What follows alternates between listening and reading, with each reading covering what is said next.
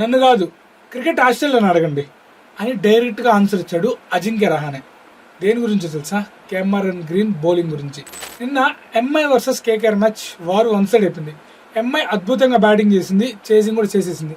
కానీ మ్యాచ్ చూస్తున్న మనందరికీ ఒకటే క్వశ్చన్, ఎందుకు కేకేఆర్ కెప్టెన్ రహానే అలాగే నిన్న standing captain Rinku Singh Cameron green కి ఒక్క ఓవర్ కూడా ఇవ్వలేదు? ఒక్క ఓవర్ ఇచ్చిన మ్యాచ్ ఏమైనా ఇంట్రెస్టింగ్ మారుతుంది కదా?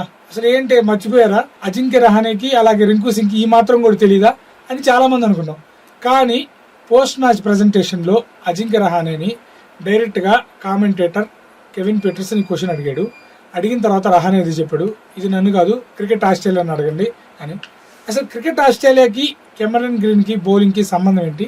అసలు ఎందుకు కెమెరన్ గ్రీన్ బౌలింగ్ వేయలేదు? కెమెరన్ గ్రీన్ ని 25 కోట్లకు పైగా డబ్బులు పెట్టి తీసుకుంటే బౌలింగ్ వేయలేదు. ఓన్లీ బ్యాటింగ్ కోసం అయితే అవసరం ఆ కెమెరన్ గ్రీన్.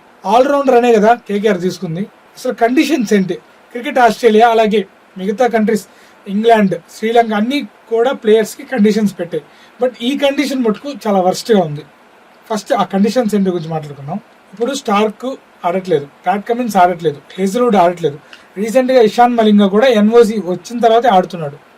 అసలు వీళ్ళు ఏం పెడతారంటే ఈ బోర్డ్స్ వాళ్ళకి కొన్ని రూల్స్ ఉంటాయి. వాళ్ళు పర్ఫెక్ట్ గా వాళ్ళకి స్కానింగ్ ఇవన్నీ జరుగుతాయి కదా, ఆ స్కానింగ్ లో వాళ్ళు పూర్తిగా ఫిట్ గా ఉంటేనే వాళ్ళకి ఎన్ఓసి ఇస్తాయి. అప్పుడే వెళ్ళి వాళ్ళు మ్యాచ్ ఆడొచ్చు. ఇషాన్ మలింగాకి లాస్ట్ మినిట్ లో ఎన్ఓసి క్లియర్ అయింది.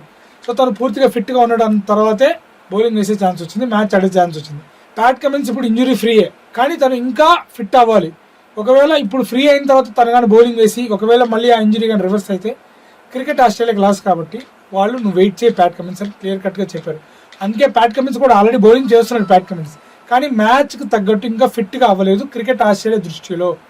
కాబట్టి ప్యాట్ కమిన్స్ ఇనిషియల్ గా మ్యాచ్ ఆడట్లేదు. హేజల్వుడ్ కూడా ఇదే రూల్, స్టార్క్ కూడా ఇదే రూల్, మెయిన్ ఇదే చాలా మంది ప్లేయర్స్ కి ఇదే రూల్. ఓకేనా? సో వీళ్ళందరూ బౌలర్స్, ఖచ్చితంగా వాళ్ళు ఫిట్ గా కాలేదు కాబట్టి వాళ్ళు బౌలింగ్ వేయట్లేదు. కానీ ఇక్కడ కెమెరన్ గ్రీన్ ఆల్రౌండర్ కోటా తీసుకుంది కేకేఆర్ అంత డబ్బులు పెట్టి.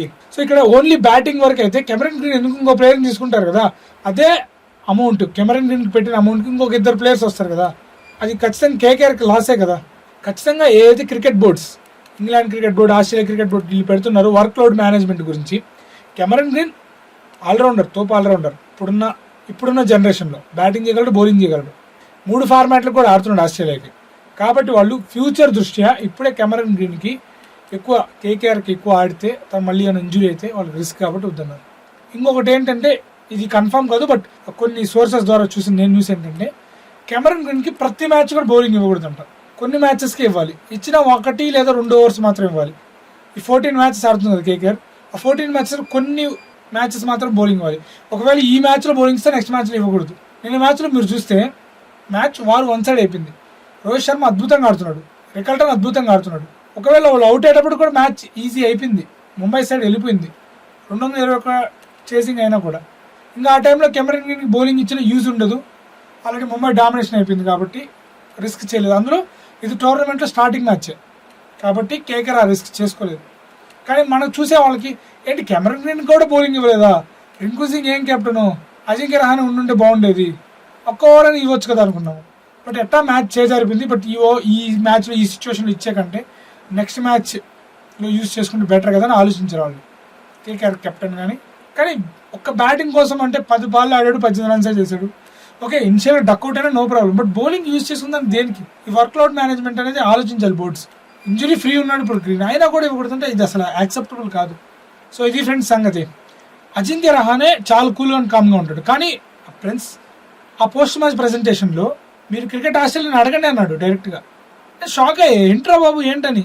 నాకు ఒకసారి స్ట్రైక్ అయితే ఓకే అర్థమైంది, వాళ్ళు పెట్టిన రూల్స్ ఇవన్నీ నేను చెక్ చేస్తే నాకు ఇప్పుడు తెలిసింది ఇలాంటి రూల్స్ అనేవి ఉన్నాయని. బట్ అజింక్య రహానే చాలా కూల్గా చెప్పాడు. ఇంకా వేరే కెప్టెన్స్ కొంచెం ఇంకా హ్యాష్గా చెప్పేవాళ్ళేమో, డైరెక్ట్ యూనిట్ ఆస్క్ క్రికెట్ ఆస్ట్రేలియా అన్నాడు అంతే. అప్పుడు తెలుస్తుంది కదా, అంతా ఓపెన్ అయిపోయింది కదా ఇప్పుడు.